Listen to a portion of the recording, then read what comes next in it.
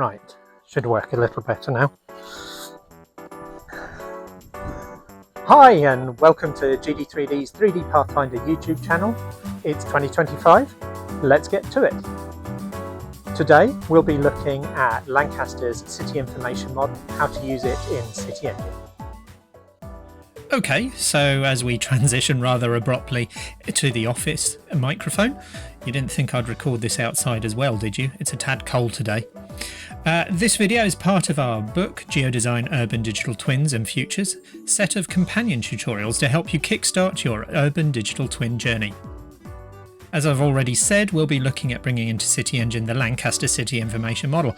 Don't worry, it is free to use open data, which you can download today.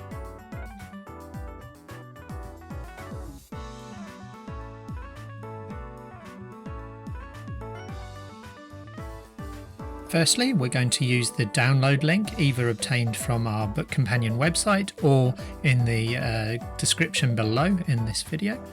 And we're going to download the FGDB, those are the file geodatabase files that are zipped up on this site.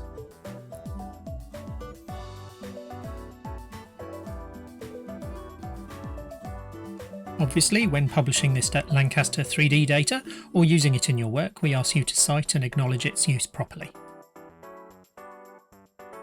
Quickly make sure that the zip files are there and there's contents within them.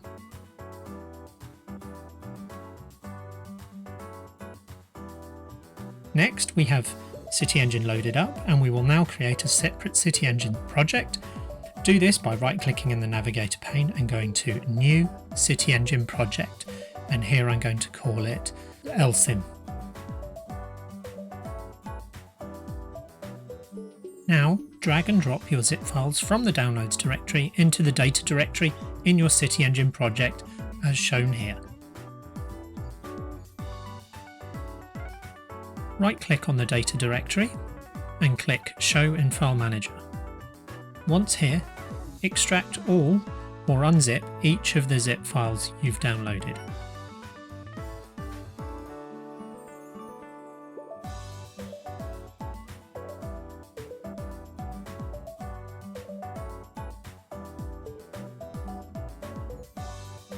You will now see in the navigator each of the file geodatabases. Now we need to create a new scene to import the data into. Right-click on the Scenes directory and click New, CityEngine Scene, and I've named this LCIM 01. We also don't need to select a coordinate system, as this will be automatically set by the first GIS dataset imported.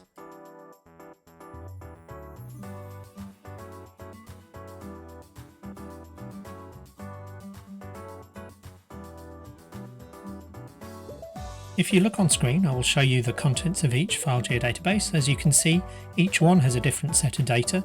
Basically, you have the original datasets and processed datasets, as well as a final merged building dataset that is only one layer of all buildings within the LCIM data. Now go ahead and right-click on one of the folders with FGDB at the end of its name and select Import.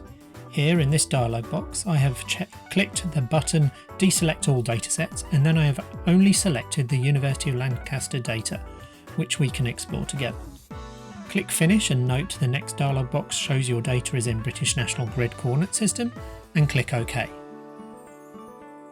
Once imported, you will see all the datasets listed as layers in the Scene tab. Click on the buildings and you will see how they have been constructed, and I know it's not always ideal, but often buildings are connected by rooftop, as this is how the data is constructed. When you click on buildings, as you see here in the Entity layer, you can see Object Attributes in the bottom right hand corner. This is where you can add your own attributes as well.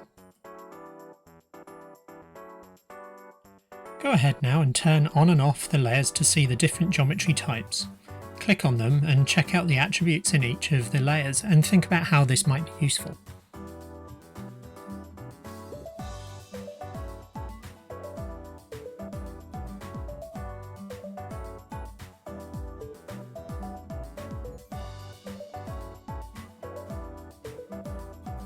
Okay, this is all really nice, but where's the ground?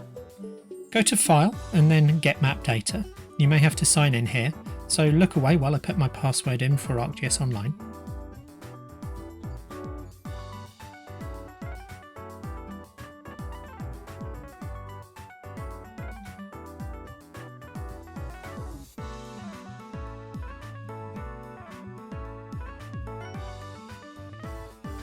Now CityEngine should zoom in for you to the correct area of their base map, like here. Uncheck the download networks and footprints and generate models checkboxes. You don't need OpenStreetMap here.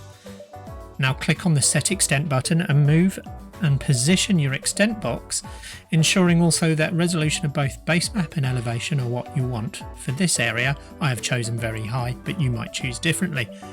You'll also see I'm putting in specific widths as well to just make it neater in dimensional standards. Then click OK and wait for the download.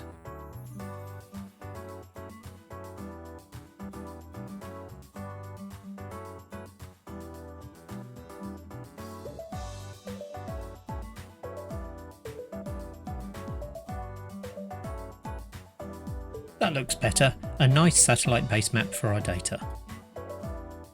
What I would do now is create a simple rule file to better display the geometry. On the Rules directory, right-click and select New CGA Rule File. I've called this file multipatch.cga. This rule is good for fixing minor geometry errors and aligning a building scope. It also allows the user to change building colours individually in the inspector. You may need to pause the video here, and I will zoom in on the code for you.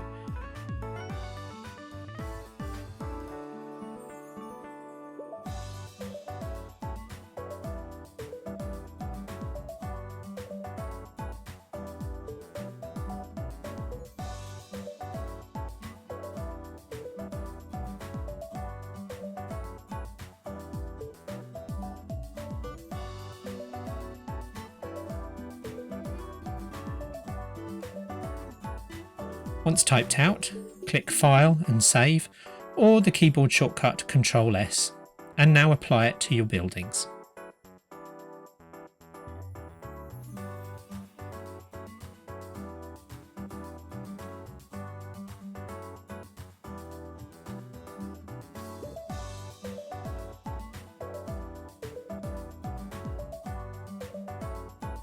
Lastly, to add attributes to the buildings, perhaps for later use and export to ArcGIS Pro or ArcGIS Online, you can select Building Geometries, then click on the three dots by the Object Attributes heading on the bottom right hand corner here, and click Add New Object Attribute.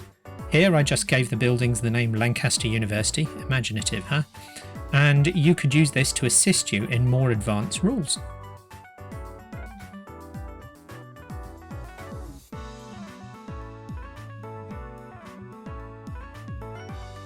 Finally, make sure you click File and then Save All before continuing on with your project. Good luck!